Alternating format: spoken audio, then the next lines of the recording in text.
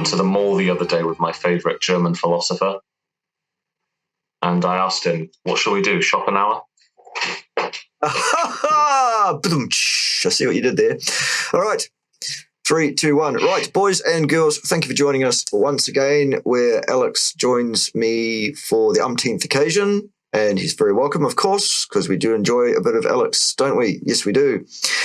We thought we'd do a bit of a catch-up session because it's been one of those long and winding roads. I know you're singing it in your head when I said that. I know you are. Yes, we've been acquainted with Alex for several years, and he's been on again, off again in terms of what he's been doing. And he's finally decided to undertake some digitus extractus, as it were. And he's on the straight and the narrow, the straight path and the narrow path, that is. So many times, I guess, over the last couple of years, I have rendered an opinion to Alex as to what it is I think he should do in terms of diet, exercise, whatever. And Pim has added her 2p worth in terms of how she thinks the thought processes ought to be and ought not to be.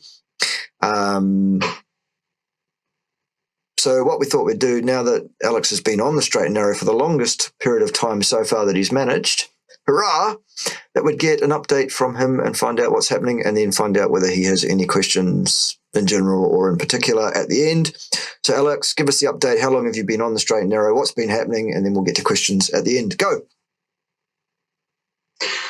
Well, all I have to purport is positive. There is literally nothing negative about my experience. There are a few things which I'm still waiting to become positive. The pre-existing negatives are still a problem, like the acid reflux is going to take some time to heal. But so let's start with the most obvious and the most notable. So I'm 52 days in, which is 30 days carb reduction protocol, which you recommended I do.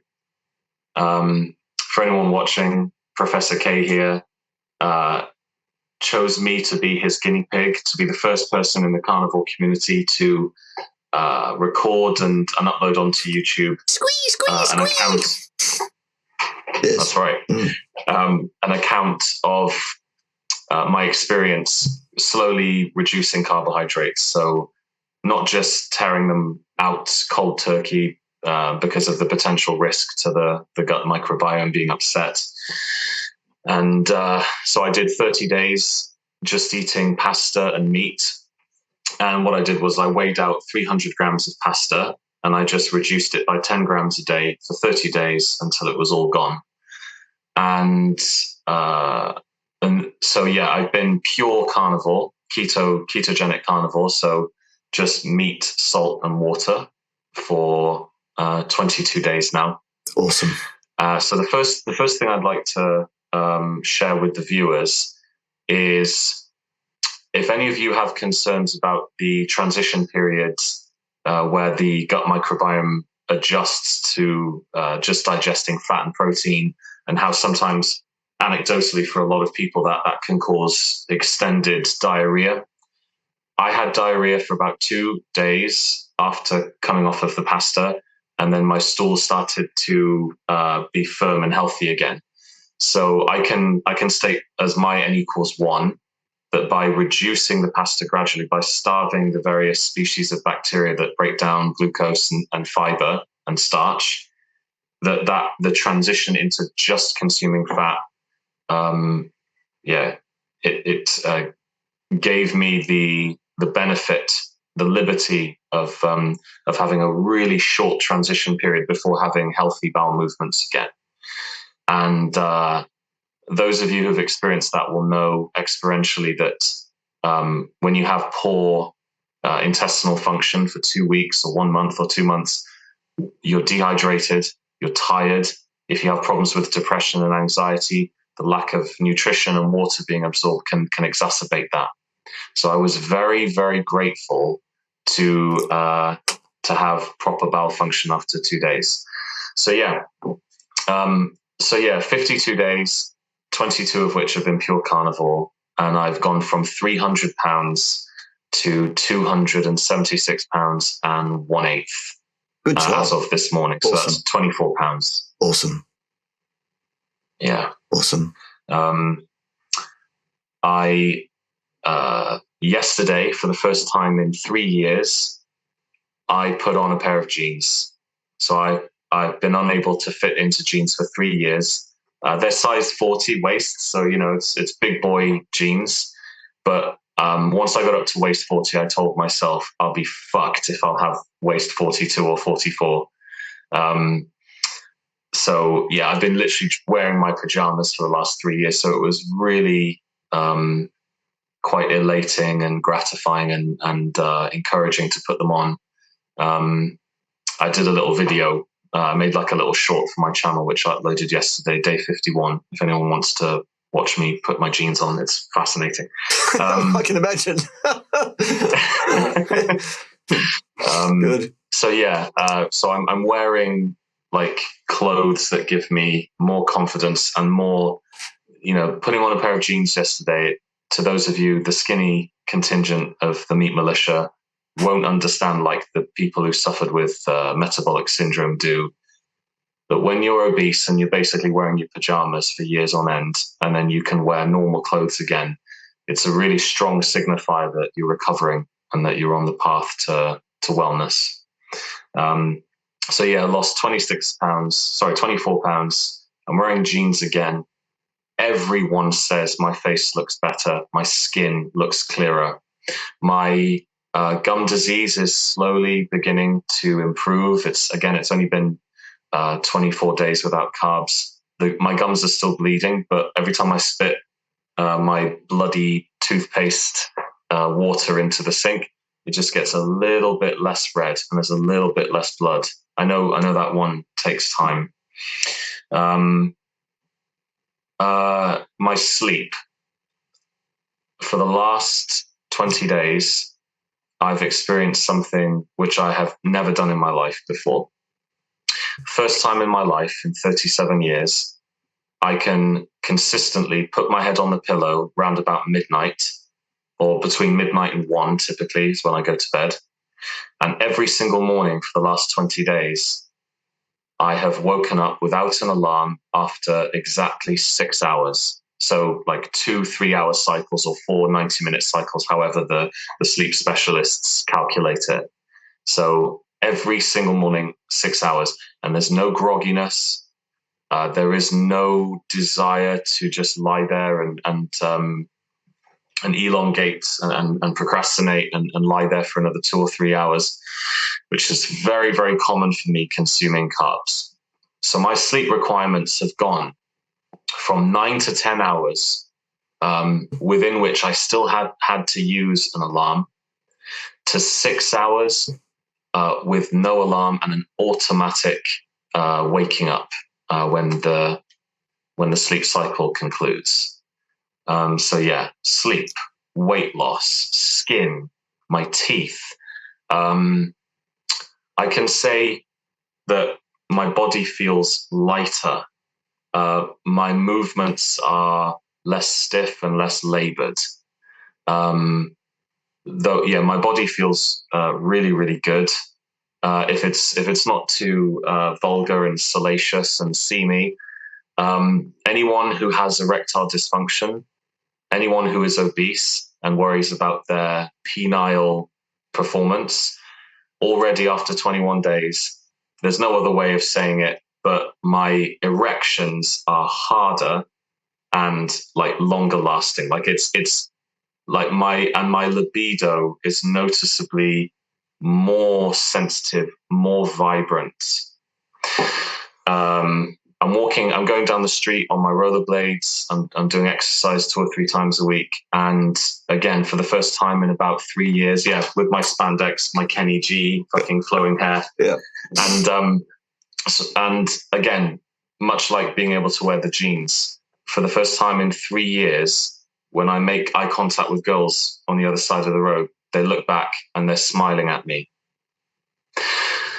Like everyone around me, all of my friends with whom I socialize have been saying, especially for the last 10 days, you're looking good, Alex, but also your behavior is different. You seem more calm. You seem more. You seem to be thinking through your words more and your actions more, which leads me to something I mentioned to you the last time we spoke, which is, and this is really significant now. This pertains to the psychological, the behavioral, the emotional. I'm starting to notice ever so slightly that I'm becoming more patient and more thoughtful as a man. So when I become emotionally dysregulated, when there's some trigger in the external world, some irritation or some sort of transgression, real or perceived, I seem to be having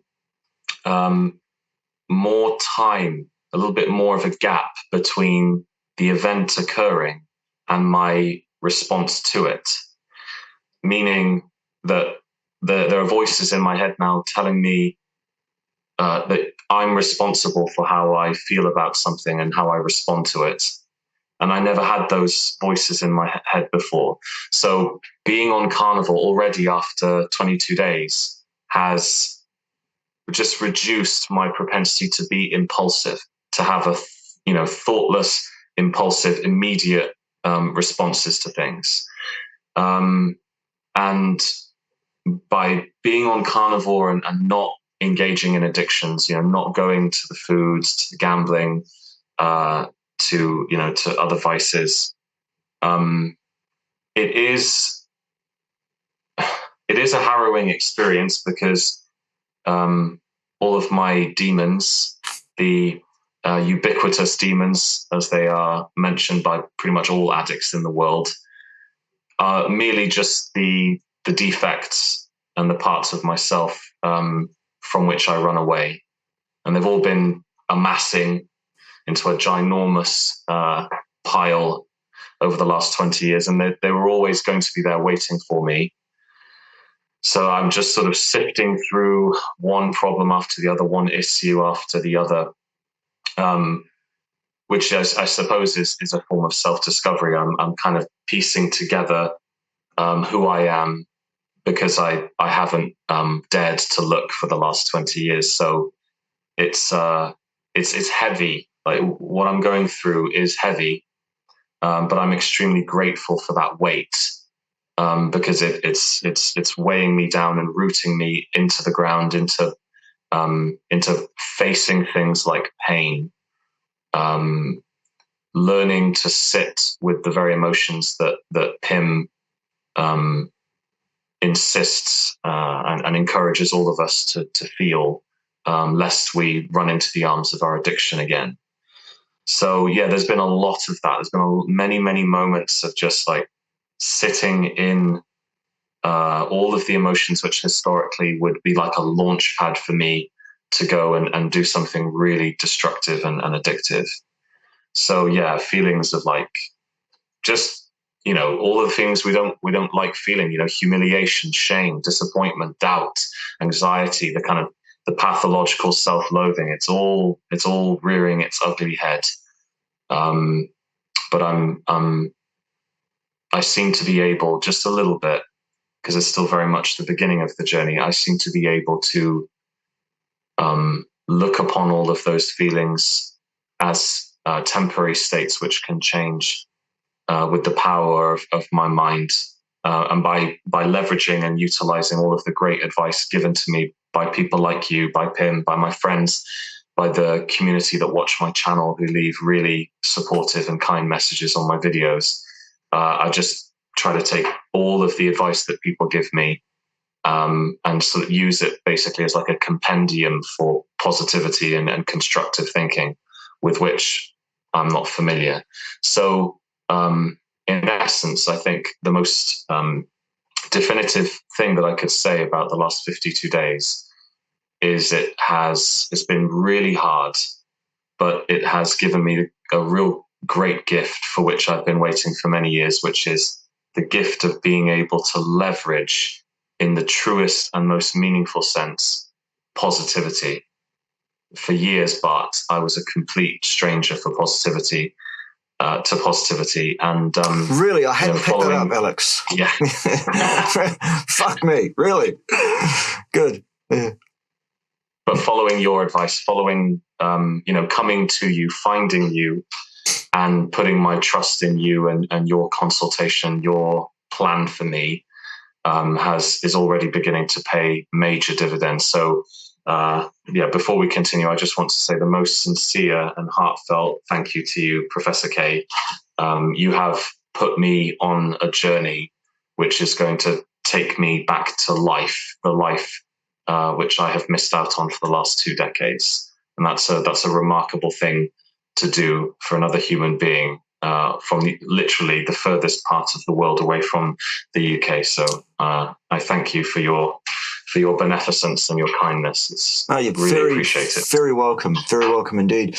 I would like to say that it's not so much a gift as more it's a statement for anybody that this is here, this is right in front of you. All you need to do is actually grasp it and take it for yourself and take possession of it. When you're ready, when the greater you are, all of you are, not Alex specifically, when you are ready to grasp this and to claim it for yourself and to own it for yourself, it's there for you whenever you're ready. And that preferably is right now. If it's 10 years from now, that's a shame. If it's right now, so much the better. Seems like Alex has got it, which is a good thing. And I just hope that more people who are struggling get to the point where they can say, adherence for the win. Adherence. Grasp it. It's yours. Join me. I will complete your training. Something, dark side, something, all that.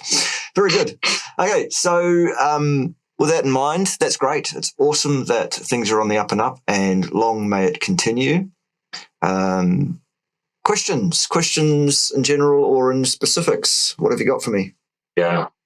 The idiot returns. Excellent. Bring him back. The idiot. I want to know.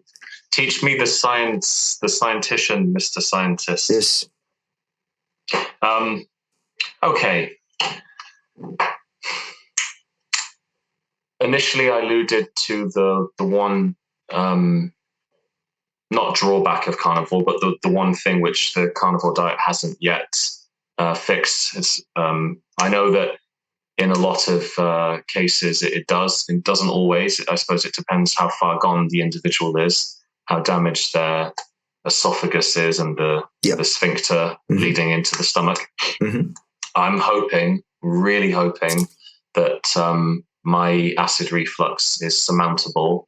Yeah. I know I can say that about 3 or 4 years ago, when I got into fasting, doing the 6 days dry fasting, when I came off that fast, I had about a month with no acid reflux, but then I started having the Coca-Cola again and the sugar and stuff. So I have experienced some alleviation from it. I know, sorry. But yeah, so my question is, my question is basically about what to do to maximize the chances of it healing, including what not to do. Yes. So, for example, I thought that I could get away with having some sparkling water. Mm-hmm. No fucking way. Yeah, no. Every time I have sparkling water, even if it's 6 or 7 hours later, when I lie down to go to sleep, I have horrendous reflux. Yeah. That's probably the worst thing for it. Yeah. Also, citric acid. If I even just have a few slices of lemon in my water, mm-hmm. acid reflux. Mm-hmm. Coffee, mm-hmm. acid reflux. Mm-hmm. And finally, anxiety. The anxiety with which I suffer, 20 years of basically being angry, fight or flight state, the limbic system, all that good stuff. Mm-hmm. I'm so sensitive to my own thoughts and to external stimuli. If I become anxious, if I become sort of worrisome and overthinking, I get reflux. Yeah. And I've been working really hard, especially when I'm lying in bed at night, to really try and rid my mind of worries and overthinking. And I've noticed that I can get my reflux to calm down once I deal with the anxiety. So again, it looks like there must be something going on where when I become anxious, that causes the sphincter to open and allow hydrochloric acid to escape up the esophagus. And just again, or the other way around. It might be that the acid is causing you to become anxious, which would probably make more sense. But okay, carry on. Sure. Okay. Yes, I buy that. That seems very credible. But the moments in which I become anxious, I really try deep breathing and certain exercises, certain mantras, and it does seem to help. But yeah, so I on my own, I figured out stay away from lemon juice, stay away from coffee, and stay away from carbonated drinks. But I just wanted to ask, because my father died of a cancer, at the top of the esophagus, probably because of alcohol consumption, but he had acid reflux for 20 years. And I know that there are really strong associative links between esophageal cancer and acid reflux. Sure. And I spoke with an American lady on PIM's Zoom meeting the other day who said the carnivore diet didn't fix her acid reflux and she still got it. So I am a little worried. It is my number one concern. It's still really unpleasant. It's horrible to have these symptoms because I'm not sure if you remember, but my reflux is a little bit more sort of weird and eccentric than the average one. It's not heartburn. It doesn't give me that kind of acidic burning sensation at the back of my mouth. Instead, I have something called silent reflux, and it sits in the middle around the heart and the lungs. And it's obviously lowering the pH of the organs above the diaphragm because it causes me to have breathing constriction and also violent spasms. It does something to my heart, which causes a surge. And I literally, like my limbs flail out like I've had an electric shock. And when you're lying down and you're trying to sleep, and that's happening every 10 seconds, it's fucking hell. I mean, it's horrendous. So I've resorted almost every night for the last 20 days to drinking like 200 mils of water with a heaped teaspoon of bicarb, and that's the only thing to get the pH up of the acid. But so over to you, Professor K. Okay, this one is quite common, more common than it ought to be. Paradoxically, 90-something% of the time, the cause of acid reflux is insufficiency of stomach acid, not an overplus. So you pour something slightly acid into your system, your stomach acidity is not sufficient, and that, such that it is, gets, especially if it's under pressure like carbonated water, up we come. The acid is sufficient to burn your tissues above the stomach, which doesn't, that those tissues don't have a mucus lining that protect it from acidity like the stomach does. So often what we need to do to get full closure of that sphincter at the top of the stomach, that works on acidity. If your stomach acidity is compromised, the sphincter is not getting the message we need to close off to keep this acid below this level. And as such, up we come. You're quite right in terms of the treatment for an acute bout of acid splash. That bicarb is a good approach. Sodium bicarbonate, baking soda, a heaped teaspoon of that in a glass of water. Hold your nose because it tastes like nothing that can be described. Both. That'll give you several hours at least of remission, if not a complete solve the problem for now, but it still won't cause that closure because now you've reduced the stomach acidity still further. So it's a good treatment for an attack. It's not something you should necessarily be doing day in, day out for months and months on end. So we need to get a solution, which means we need to increase the acidity of your stomach. Partly that occurs by consuming a diet which is rich in protein and fat and poor in plant material, fibers, carbohydrate-based stuff, starchy stuff. So your stomach acidity will gradually increase as a function of that over time. So that's good. I would suggest that you try something like betaine HCl, which is stuff that you can get usually over the counter at most pharmacies to increase your stomach acidity, and use according to manufacturer's directions. The other thing you can do is increase your intake of sodium chloride, salt. Yeah. Because how does your stomach make hydrochloric acid? What it does is it takes salt, sodium and chloride, separates them out. The sodium goes off and does what it needs to do. The chloride hangs around, and what the pumps on the stomach lining do is pump those chloride ions into the space in the stomach, into the stomach fluid. They directly cause hydrogen ions to be pulled out of the water, and it's that which causes the acidity. It's a direct ionic acidity regulation. So how does your stomach make acid? It does it using chloride ions. So take some salt. Don't overdo it with the salt, obviously, but increase your salt. That will help. So stay on course with your diet. Salt, betaine HCl, and surprise, surprise, shock, horror, Stem Enhance, Cyactive, Plasma Flow, and Collagen Active as a 4-part. They used to be called wellness packs, and now they've rebranded them. Now they're called solutions packs. Whatever. Those are the 4 products. Yeah, I've been taking my Cerule every day. Excellent. For 52 days. Very good. Every day, because I bought like 5 packs, but I wasn't taking them, so I saved them up. So yeah, I'm making my way through them. I've got about 2 months supply left before I reorder. Right. Just the stem cell enhancers. Yeah, I would add those other 3 products as well. Yeah, and those other great products. Yeah, I would add those into your regimen. Absolutely. Keep the exercise up. May I just...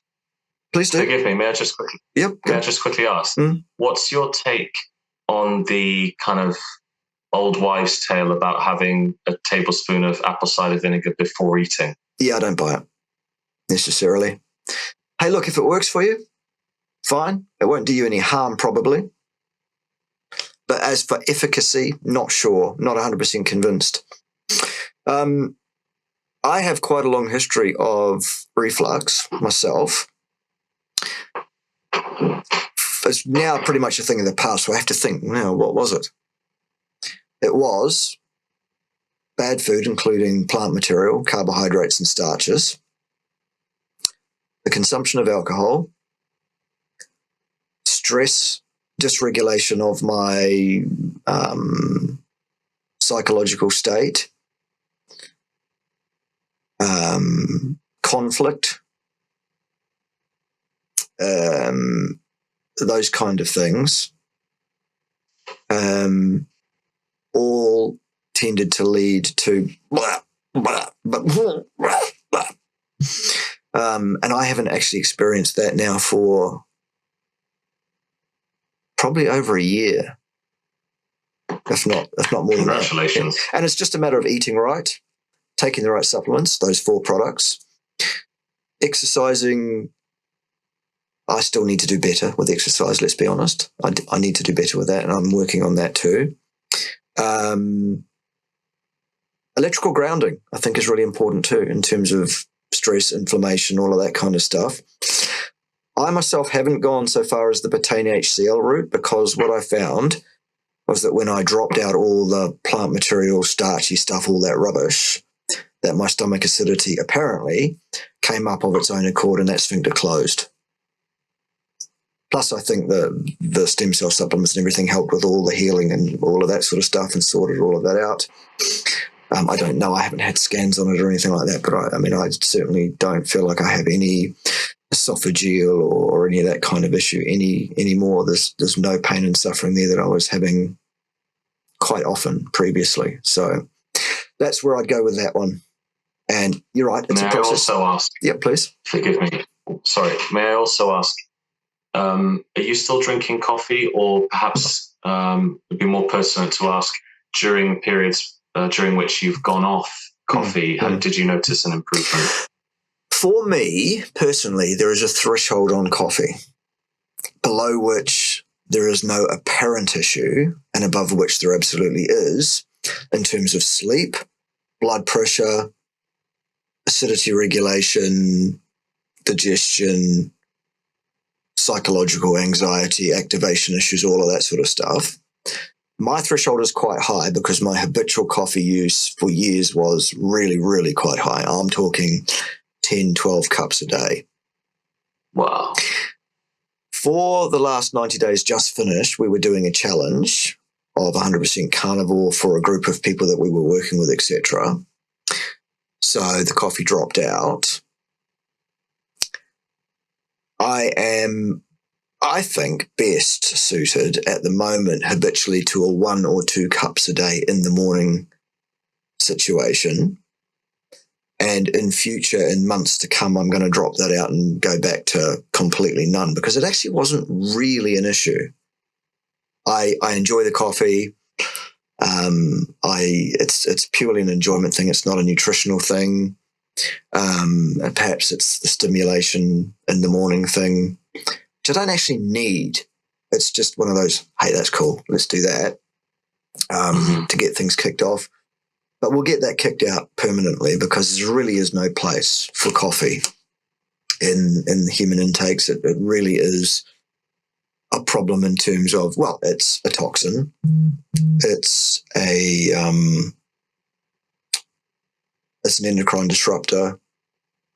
It's a nervous system stimulant. None of which is really electrolytes as well. Leeches, magnesium. Yeah, none of which is indicated. So anyway, I think down to 1 or 2 cups a day is definitely a win from 12. If nothing else, for me, the major thing straight away that you can absolutely hang your hat on is a 30 to 35 point drop on both ends of my blood pressure. Back to completely normalized range. In fact, my blood pressure is lower than 98% of men my age, I think it is. So that's got to be a win. Got to be a win. Yeah, congratulations. Thank you. Yeah, absolutely.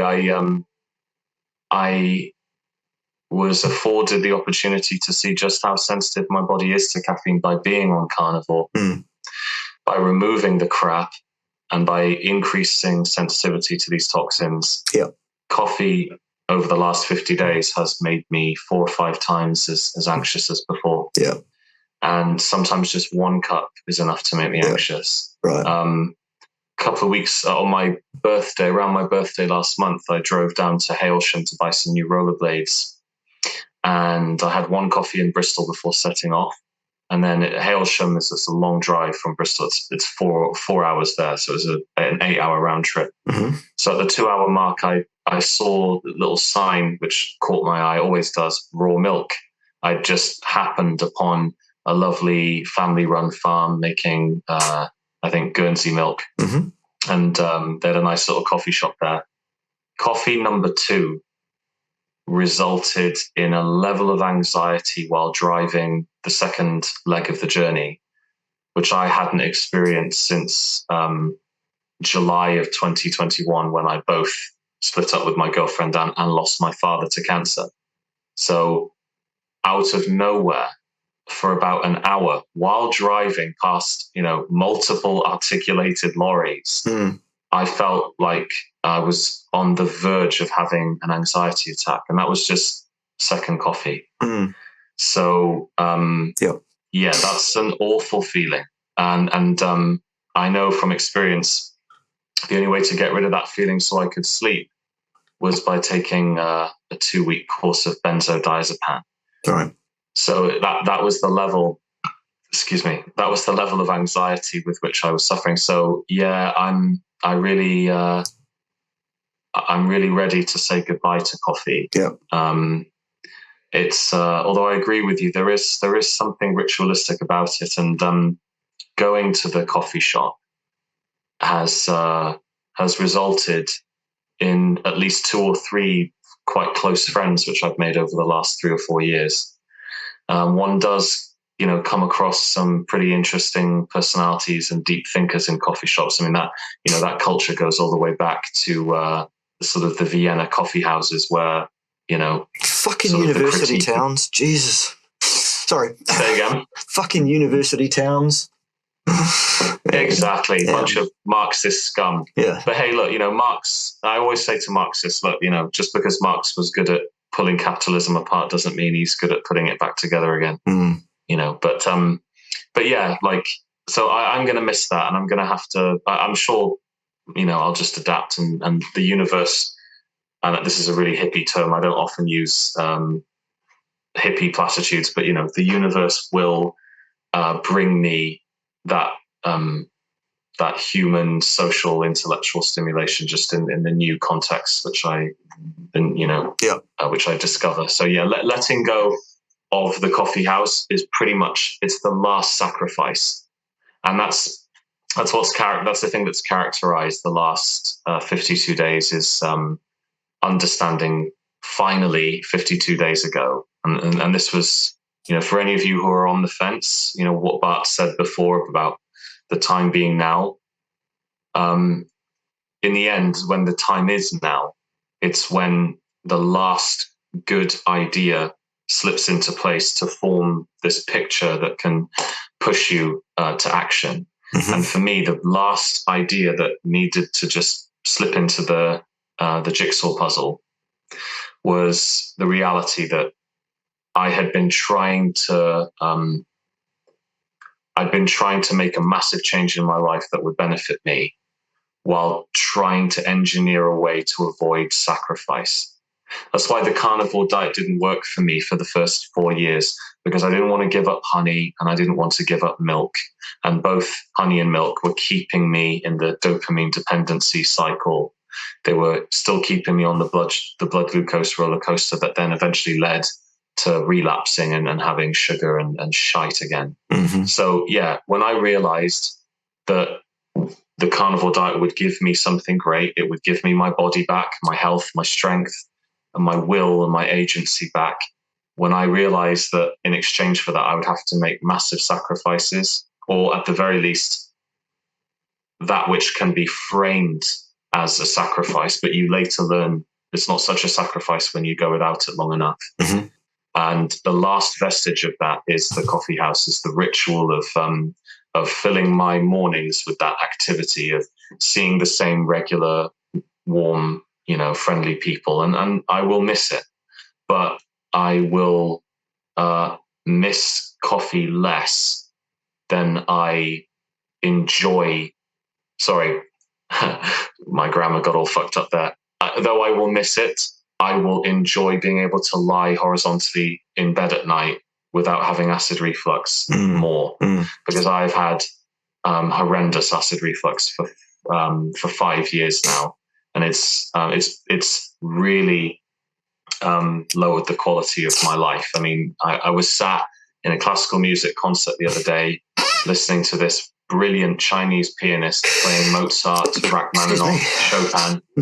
It was a world-class performance, and I spent half of the show, for which I'd paid good money, trying to get into a position in these tight seats to try and alleviate the acid reflux that was just plaguing me for the whole show. It's ruined dates with girls. It's ruined long drives. It's ruined movies at the cinema, concerts, family occasions where I forget my omeprazole or forget the Gaviscon. It's fucking awful. It's a real nasty, insidious affliction. Mm-hmm. So I was ready 52 days ago. I was ready. And that was the key word, sacrifice. All of you watching who are still on the fence, still dealing with these problems, that is the word from which we all hide. That is the key word. You will have to sacrifice. Get ready to make a sacrifice, which takes courage. You absolutely need courage. You heard it first here, folks. We're in a cult. We're sacrificing things. Yes, that's what we're doing. You must sacrifice your wife and daughters to the holy leader. Yes, I'll take them. I'll take them. Send them over. Send your daughters to Bart K. PO Box 359. Yes, do that. Do that. I'm sure I'll put them to good use. Many things need doing around the place. Have I blabbered on so long we've run out of time? Or No, we've got a few more minutes. We can probably squeeze in another question. Okay.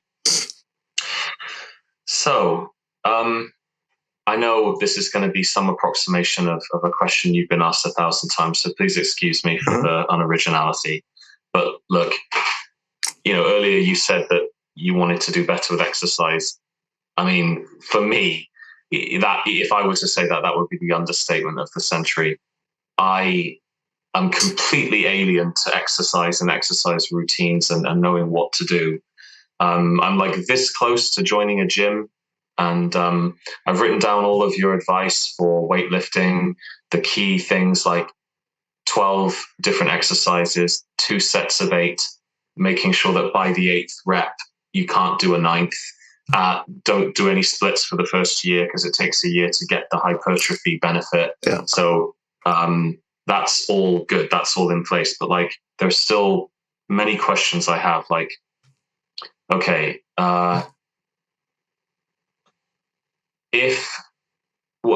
would you advise training as early as possible for the glycogen benefits and then eating after training?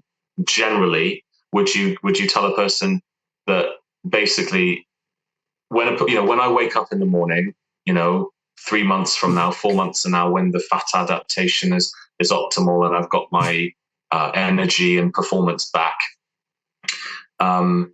is it literally the case that with no anxiety, with no concern for energy, for having available glucose, that I can just get out of bed, have a few sips of water, and just basically go straight to the gym and do a workout? Like, is there enough glycogen in the body to get me through that training experience optimally? Or would it be better to eat and then wait whatever the required number of hours is for full digestion?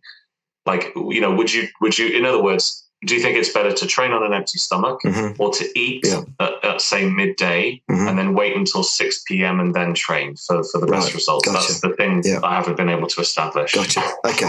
The answer is it's quite individual as to what would seem to be optimal for a given person. I would suggest whatever works, whatever you can work with, that you will adhere to an exercise program would be the way to go. I think eating before training, eating after training is one of those 1%er things that might make a difference. The 99% is get your ass to the gym and work maximally. And maximally means with respect to your individual maximum capacity, which among other things will be set by the glycogen level in your muscles, which is largely training status informed, not dietary. So that's why it's what the 1% thing. It doesn't really matter. What about this though? If you invert the picture, and you look at it in terms of the benefits to training before eating, does one benefit more from eating if one eats after training? Because I can say that the satisfaction that I experience eating a nice big carnivore meal after exercise is tenfold that of eating. Cool. Look, if that increases your enjoyment of the food, go for it.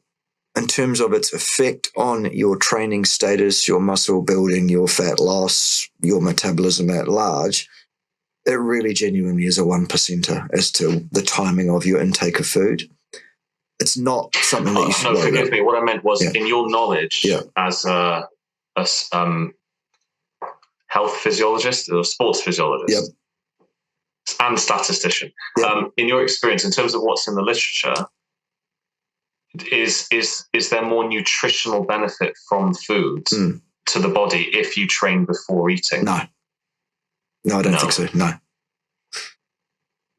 Okay. Trust me, I am the science. I am the science. Trust the science. Trust the science. I am the science. Okay. Yeah, no, I don't think so. I think it's no. The nutrition contained in foodstuffs is what it is. Your body, so long as you are behaving at large in a way that you're keeping out of your own way, your body will absorb that nutrition to maximum effect or less, depending on what you're doing. It is what it is. And I don't think the timing of food prior to or following exercise really makes a whole hill of beans difference to anything. Really don't. Others swear by the timing of their nutrition. These are people looking for that, as I say, that 1% difference. These are elite bodybuilders and people who are focused solely and entirely for their whole lives on nothing else. And they want to squeeze out every last drop of everything they can get from it. And that might make a difference. I'm still not convinced even in that context, but they are convinced it is. So we work with those people and we go, fine, if you think that, if you think that it's very, very important, absolutely, you fill your boots. You do you. But as to the athletes who fascinate me the most, because this is my sport, which I follow, is MMA. And I've always wanted to ask you, I keep forgetting, I'm glad I've quickly remembered. Look, a lot, like headline MMA fighters, the main event fighters, sometimes they don't go on until 10:30, 11:30. Right? They're fighting late at night. Yeah. There's only a few people in MMA doing the carnivore diet. I know George St. Pierre, the welterweight champion, is now on full carnivore. Yeah. Let's say George St. Pierre comes back for kind of one more legacy fight, right? And he's on at 11 p.m., 5-round fight, championship fight. Would you, at what time would you tell George St. Pierre to eat? And considering he's going to do 25 minutes of war, would you tell him to eat less than he normally does in the quotidian, or much, much more so that he's got more energy or whatever the science is? So what would you recommend to an athlete before they're about to go through 25 minutes of hell? Yeah, basically. I would sit down with that athlete and find out what they've been doing previously and what they think works best for them, and mold an optimal program around that. The one thing I would suggest, and I don't think any athlete would really want to do this, is to, you would avoid having a huge meal within several hours of such an event, because that's not going to work well for you. If that athlete thinks they should eat beforehand and finds that that's something that they've found to be beneficial, then it would be X number of hours beforehand, not within several hours of the event. And if they don't want to eat till afterwards, that'll be great too. Again, I really don't think it makes that much difference. And what about this? I don't know if we could call it science. Maybe it's a wives' tale, but what do you think about the idea of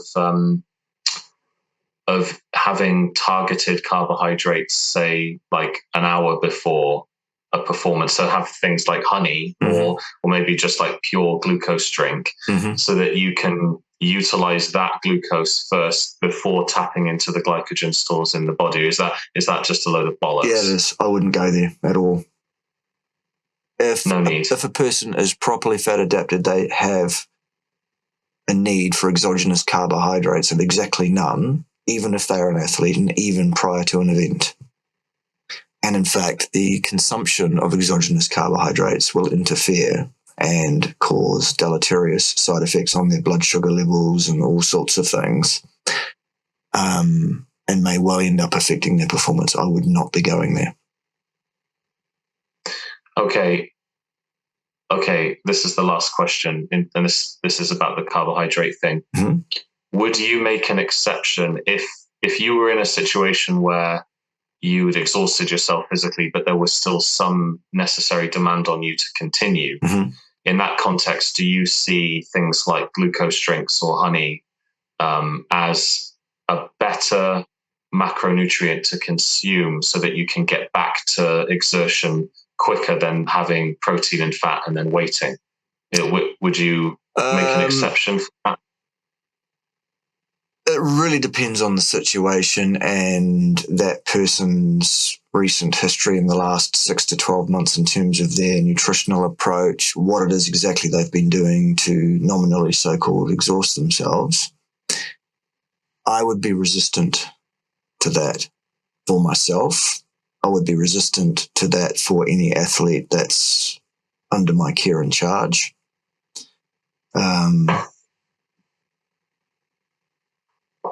It can cause more problems than it solves.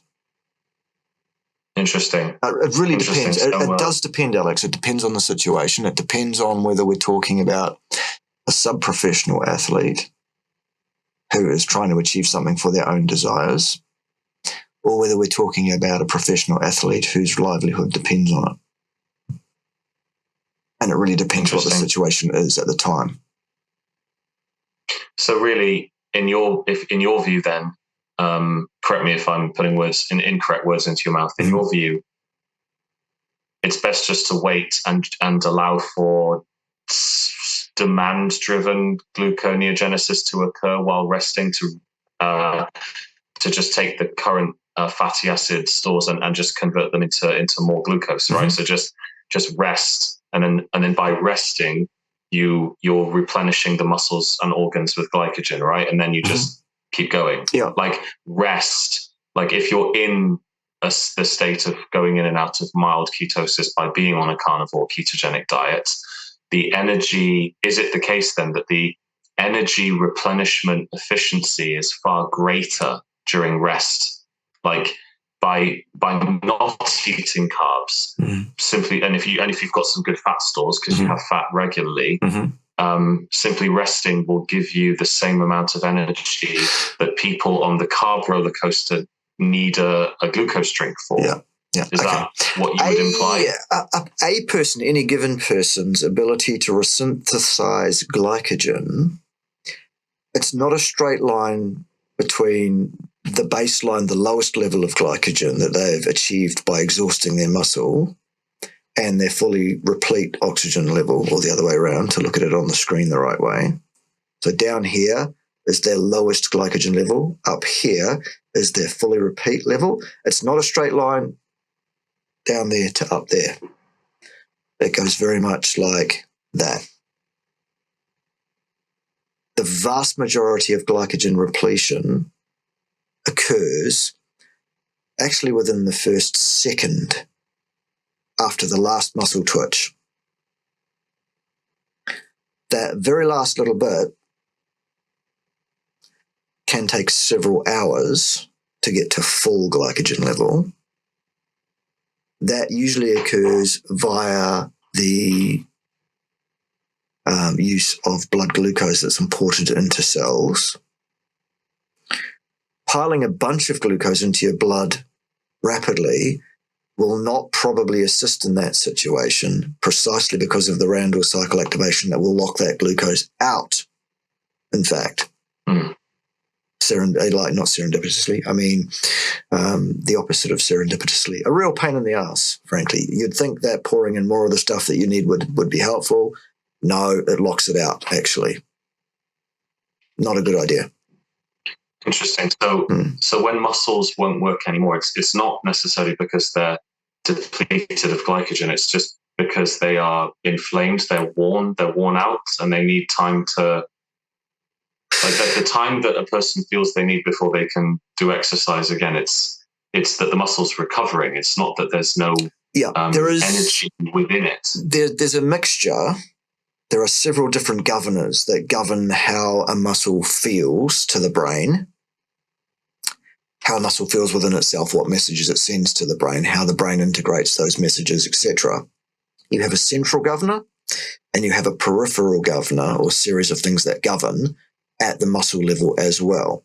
And these things work in concert to limit the power output of a muscle per unit time, precisely in order to protect that muscle from damage that it would otherwise suffer were there no controls. Interesting. It's very, very complex, is what I'm saying.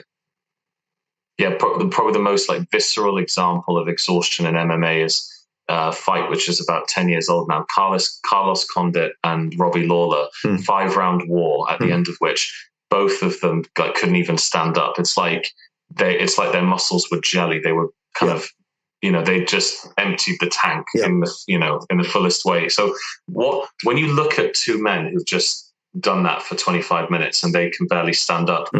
What are you looking at biochemically and physiologically? Like, what's going on in the muscles? Is it a lack of oxygen? No, never. It's never a lack of oxygen. It's always some metabolic buildup of exhaust products, if you like, combined with neural fatigue. So you've got muscular fatigue, you've got neural fatigue, you've got central nervous system fatigue. The brain can be worn out by such a thing. What you've got is various different tissues in this chain of command of the kinetic movement of a body that is basically saying, right, our resources are low. We need to slow down. We need to stop. We need to rest now. If you continue to push beyond this point, those tissues would suffer damage as a result of trying to function without the resources needed to work those muscles, and some of the buildup of some of the byproducts that can be problematic and damaging. So as such, that's how it all works. I mean, obviously, it's a complex system that's evolved over billions and billions of years to protect the organism from damage that it would otherwise suffer through overexertion. And it's a fascinating contradiction or paradox, I suppose. It's a little bit like how eating itself is necessary to survive, but it also produces free radicals. Exercise is damaging the muscle; it's causing inflammation. But again, it may serve the purpose, especially in fighting, of protecting the individual from oblivion. And the Germans have a saying which says "Sport ist Mord," as in sport is death. So the Germans they understand the top level athletes. They're kind of, in order to achieve that performance, they are making a sacrifice to their longevity. They're aging themselves essentially. They're doing kind of muscle movements which are reserved for 80 to 100 years, and they're kind of compacting them into 20 years. It's like 20 years worth of information and movement 80 years worth of information and movement in a quarter of the time frame.